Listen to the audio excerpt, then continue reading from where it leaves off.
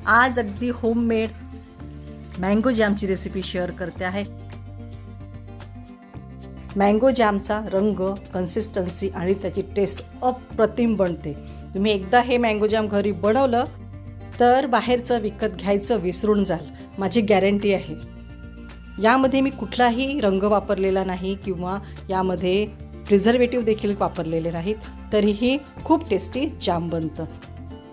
जॅमची consistency, त्याचं texture आणि त्याचा रंग तुम्ही बघतच असाल। तर असंच आपण आज मँगो जॅम बनवूया।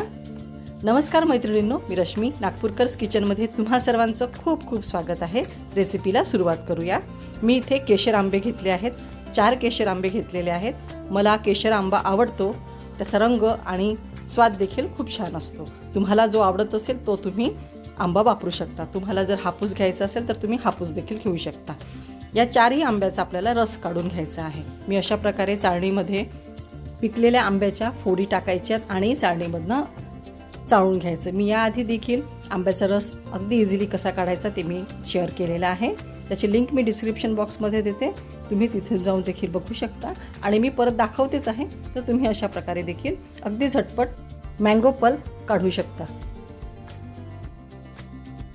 बघा, अशा प्रकारे चाळणीमध्ये फोडी आणि जी कोय आहे ती घासून याचा इझिली पल्प आपण काढू शकतो। म्हणजे तुम्हाला परत त्याला मिक्सरमधनं बारीक करायचं, त्यानंतर चाळणीमधनं चाळून घ्यायची गरज नाही।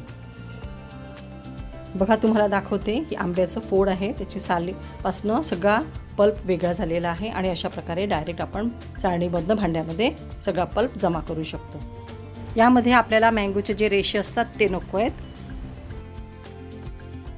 बघा, इथे 4ही आंब्याचा रस मी काढून घेतला आहे, म्हणजे पल्प काढला आहे। यामध्ये पाणी अजिबात घालायचं नाही। आता हा जो मँगो पल्प आहे, जो आंब्याचा रस आहे, तो आपल्याला मोजून घ्यायचा आहे। मी एका कपाच्या साहाय्याने मोजून घेते आहे। सुरुवातीला 1 कप पल्प काढून घेतलेला आहे। कढईमध्ये आंब्याचा रस म्हणजेच पल्प टाकायचा। त्याच कपामध्ये राहिलेला जो मँगोचा पल्प आहे तो काढायचा आहे। बघूया किती भरतो। 2 कपाला अगदी थोडा कमी आहे। हा रस देखील कढईमध्ये घालायचा आहे। जेवढा आंब्याचा रस निघालेला आहे तेवढीच आपल्याला साखर घ्यायची आहे। मँगो पल्प आणि साखरेचं प्रमाण अगदी सारखं ठेवायचं। मी इथे गॅसची फ्लेम अजूनही सुरू केलेली नाही। साखर आणि आंबा घातल्यानंतर गॅसची फ्लेम सुरू करायची आणि मीडियम फ्लेमवरती चांगलं शिजवून घ्यायचं।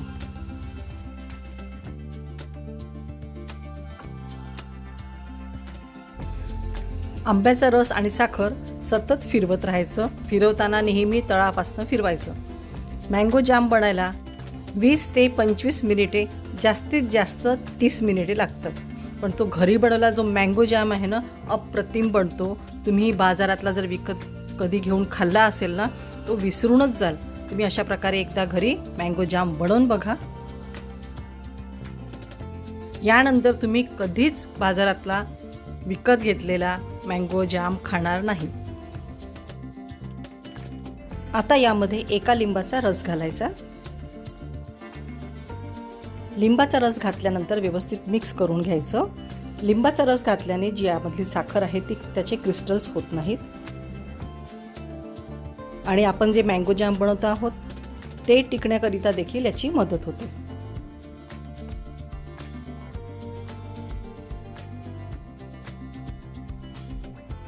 यामध्ये मी फूड कलर किंवा प्रिझर्वेटिव्ह्ज अजिबात वापरलेले नाहीत, तरीही इतका सुंदर आणि सुरेख टेक्स्चरचा मँगो जॅम बनतो। आता मुलांच्या शाळा सुरू होतात आहे। मुलांना टिफिनमध्ये शॉर्ट ब्रेक, लॉंग ब्रेक असतात, तर शॉर्ट ब्रेकसाठी तुम्ही ब्रेडला असं जॅम लावून घरी बनवलेलं मँगो जॅम लावून द्या, खूप आवडीने खाते। माझी मुलगी तर खूप आवडीने खाते। मी बनवल्याच बरंच जॅम संपलं देखील। गॅसची फ्लेम मीडियमच ठेवायची। यामध्ये जी आपण साखर घातली आहे ती आता सोबत शिजते आहे। सुरुवातीला पातळ वाटेल, नंतर शिजता घट्ट येणार। साधारणतः 12 ते 15 मिनिटे झालेली आहे। तुम्हाला दिसत असेल जो आंब्याचा रस आपण काढला होता त्याचा रंग बघा चेंज झालेला आहे आणि याची कन्सिस्टन्सी देखील थोडी घट्ट आलेली आहे.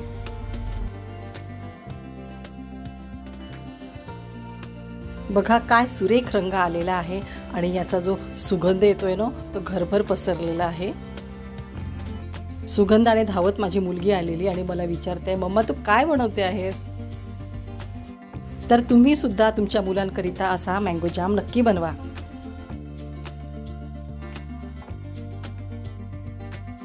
साधारणतः इथे 25 मिनिटे झालेली आहेत आणि जाम देखील तयार झालेला आहे. तुम्ही रंग बघू शकता, टेक्स्चरही खूप छान आहे आणि तो दाटपणा देखील आलेला आहे. आता आपण हा मँगो जॅम तयार झालाय की नाही ते चेक करूया. आता गॅसची फ्लेम अगदी मंद करायची. अशी एक स्टीलची प्लेट घ्यायची, त्यावरती 1 ते 2 थेंब जो मँगो जॅम आपण तयार केला आहे तो टाकायचा. तो जर पसरत नसेल, एका ठिकाणी स्टेबल असेल, एकाच ठिकाणी राहत असेल तर समजायचं आपला मँगो जॅम तयार झालेला आहे. आपला मँगो जॅम इथे तयार झालेला आहे. मी केशर आंबे वापरले आहे. तुम्ही हापूस आंबा वापरा किंवा तुम्हाला जो आवडत असेल तो आंबा वापरा आणि अशा प्रकारे मँगो जॅम बनवा. गॅसची फ्लेम बंद करायची आणि याला गार करून घ्यायचं. गार झाल्यानंतर आणखी थोडं घट्ट येणार. तुम्ही बघू शकता थोडं दाट झालेलं आहे. आता याला आपण काचेच्या बरणीमध्ये भरून घ्यायचं आहे.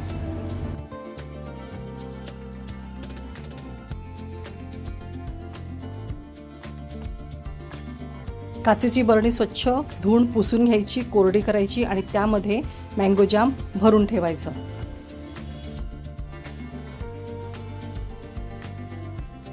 मँगो जामचा रंग, कन्सिस्टन्सी आणि त्याचं टेक्स्चर अप्रतिम होतं. तुम्ही बघत असाल खूप छान दिसतं.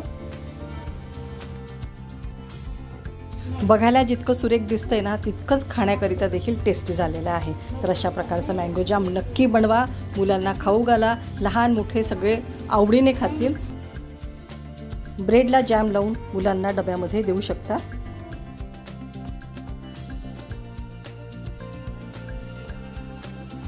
हवाबंद काचेच्या बरणीमध्ये भरून ठेवायचं.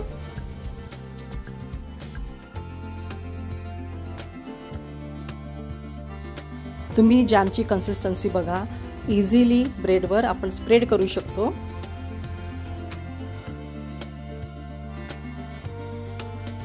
जितकं बघायला सुरेख दिसतंय ना तितकंच खाण्याकरिता टेस्टी देखील आहे आणि होममेड आहे, त्याच्यामुळे प्रश्नच नाही. तुम्ही कसंही एन्जॉय करू शकता. पोळीवर लावून द्या किंवा ब्रेडवर लावून द्या. लहान मोठे ब्रेकफास्टमध्ये, सकाळच्या ब्रेकफास्टला किंवा दुपारी थोडीशी भूक लागते तेव्हा देखील तुम्ही देऊ शकता. तर अशा प्रकारचं मँगो जाम तयार झालेलं आहे. रेसिपी एन्जॉय करा. पुन्हा भेटूया नवीन रेसिपीसोबत. तोवर मस्त खा आणि स्वस्थ राहा. थँक्यू.